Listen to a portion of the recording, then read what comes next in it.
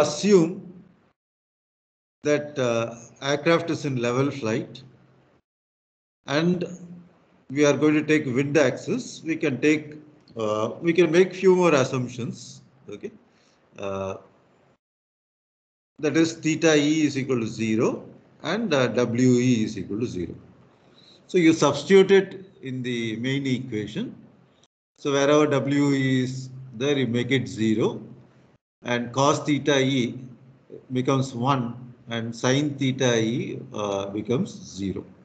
So that is one form of these equations. If in the problem it is given that both theta e and we is equal to 0. Okay. But you have to read the problem properly and then make this simplification. Just to give you a feel of things, we will take a numeric practical example of this F4 Phantom. Okay. So few informations are given. Mean aerodynamic chord. Then you have this pitching moment of inertia Iy, mass, speed at which it's going, density probably is the altitude, and wing area, and so on and so forth. Vignesh, now he has given flight path angle and body incidence, both angles. What is the pitch attitude, theta e?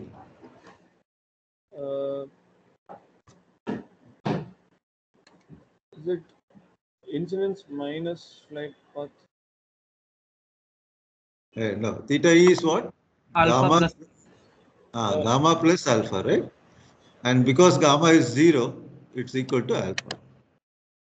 So though the theta e in the previous equation, if you see, you require this theta e information. If it is not 0, then instead of theta e, it's given as alpha e.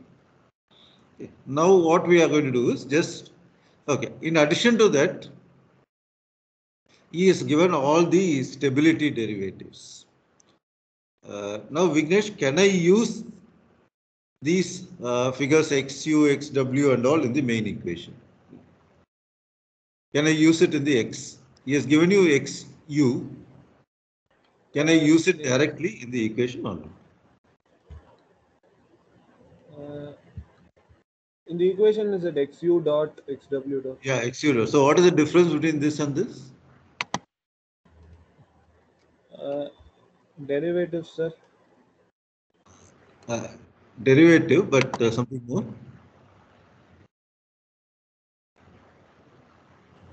So this xu velocity.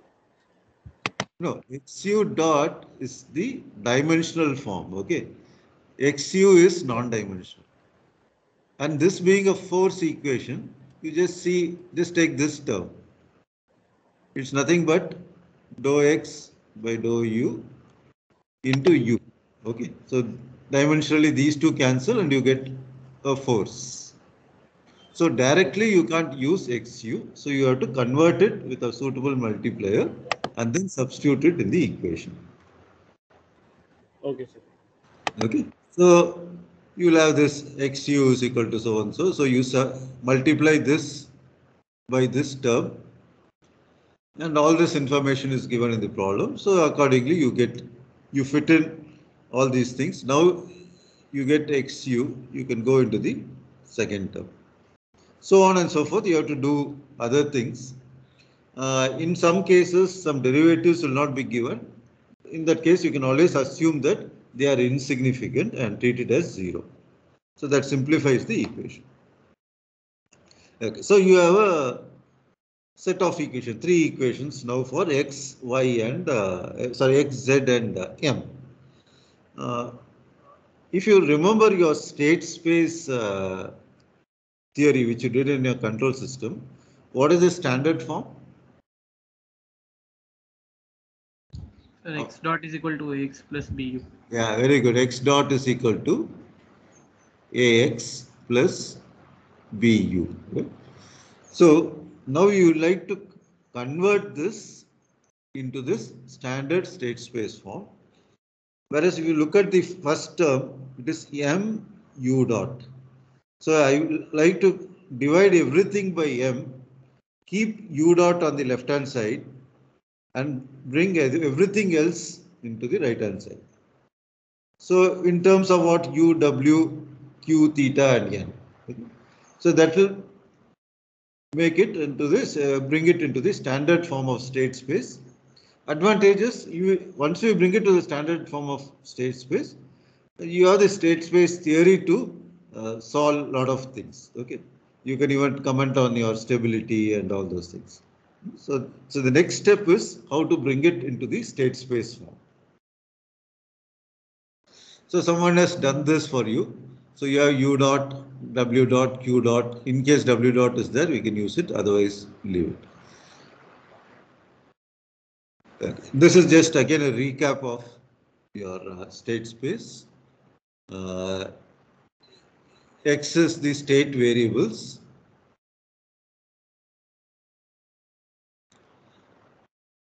And U will be all the inputs. Once you have this, and if you know X, you can substitute here to get output Y. That's what you people did in your controls theory. So I can always represent this in a block diagram form. So you take this point, it is nothing but X dot. What is X dot? It is sum of two terms, X into A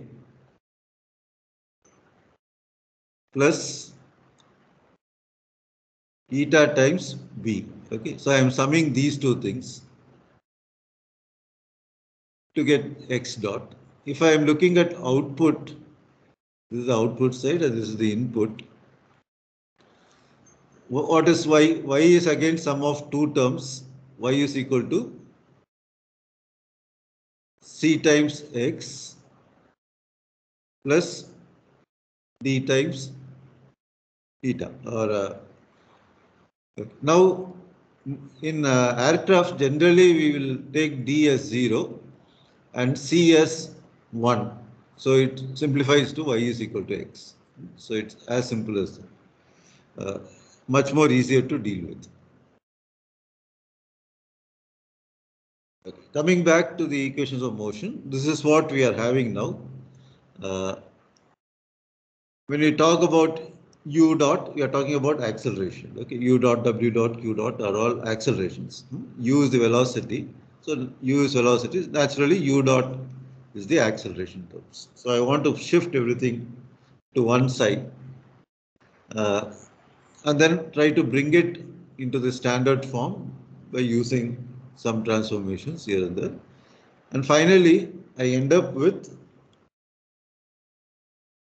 the standard form. Now you look at the standard form, is nothing but X dot. This is the A matrix or system matrix, and this is the X state vector matrix plus the B times the input, okay, U. These are the inputs. Because it's longitudinal, we have elevator and throttle. And state variables are U, W, Q, and theta. But now what you have to, if you look closely into the A matrix or B matrix, what has happened is earlier we started with XU. Now we are bringing it into a concise form called as small xu. It's just a notation. Okay, I don't want to write large terms. Okay, so that becomes very tedious. So I would like to have something called as concise form. So this is called the concise form. So three different things you will have to remember. One is dimensional form, which are going to fit it into the equations. Data sheets are going to be non-dimensional.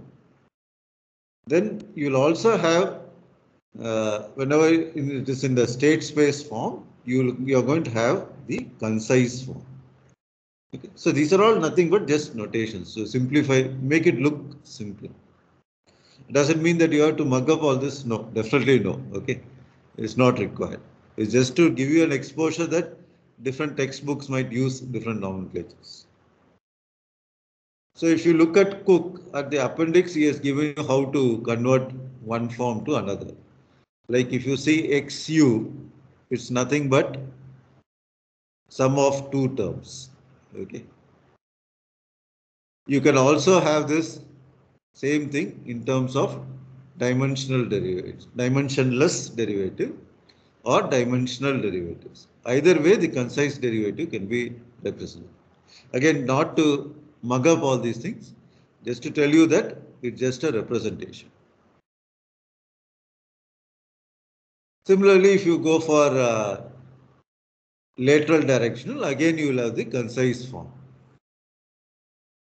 So even if you are getting a numerical in the exam, the conversion formula will be given as part of the question itself. Okay, so don't worry about remembering all this.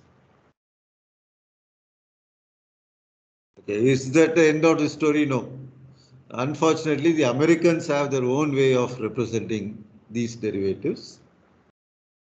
So they generally go for the acceleration representations. Okay. Instead of force, the Europeans are talking about x. Now these guys will talk about u dot.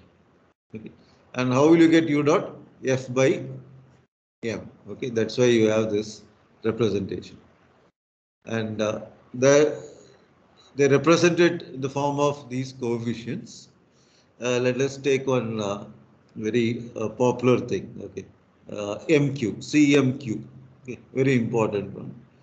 So CMQ, finally, if you look at the conversion, it will become 2 times MQ in the British equivalent. More or less in India, all DRDO labs follow only the British system. But still, for your GATE exams, one odd examiner might not be familiar with the British system of representation, so he might stick to the American methods. Okay, then probably you'll have to remember a few things. Again, not necessary that you have to mug up all 36 derivatives. Hardly 10 or something are really important. They should not give such questions, but if they give, you should be prepared to answer those things. Okay, so again I repeat,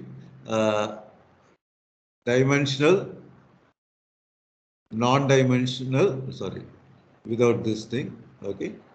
Then you have this concise form, then you'll have the American notation, CXU. Okay. So for likewise, for each and every control derivatives or stability derivatives, you will have these 4 different ways of representing. So that comes to, we come to the end of this equations of motion. What is all this? It's all, aircraft is in equilibrium. There is some disturbing force or moment. We're not talking about very large forces, small perturbations. That is going to create transients before the aircraft settles down at its next position. These transients are represented by differential equations, and these differential equations are nothing but dynamics. Okay. So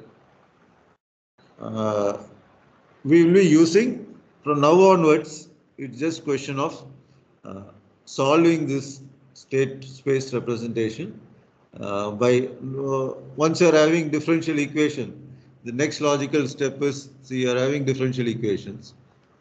So what you're going to do is take Laplace transform. The moment you take Laplace transform, things become very really manageable. Okay, so there is no from now onwards it's going to be really simple to follow. But for completeness sake, I want you people to do the assignment sincerely. Go through all this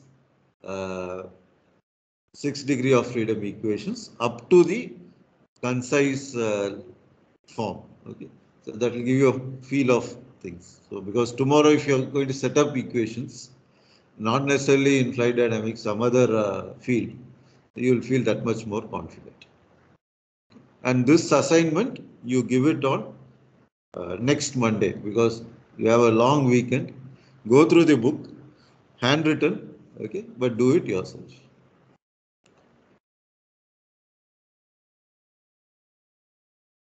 Yeah, that's all for today. Anything else you would ask me? And those who have come late, Monday onwards, I'll be taking the avionics lab Viva also, be individual Vivas. Already I have the reports with me, and it's going to be Vivas 10 at a time. Okay, maybe one group in a day, something like that. We do it so that we finish it off in 10 days, and I'll let you know the schedule well in advance. And Monday, okay, let's keep it like this. Monday, whenever you guys are free, maybe after working hours also, it will be the first group. The second day will be the last group, so that we can keep, it need not be in a particular order. But Monday will be the first group.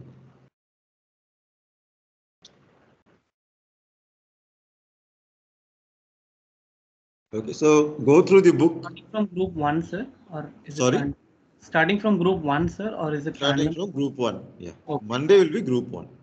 Okay. Do you have any free period on Monday? Monday, sir, third hour is free. That is 11 to 12 is free. 11 to 12. So immediately after flight dynamics, we can have one Viva, right? Yes, Yeah, sir. fine. So likewise, you keep telling me whichever period is free, we can do it. So that we do it within the working hours, do not extend it beyond working hours.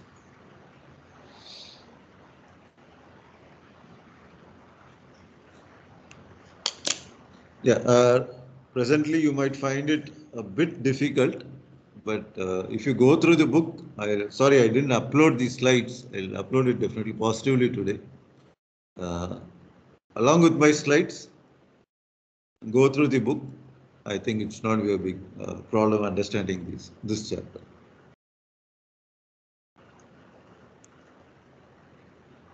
So anything else you want to discuss?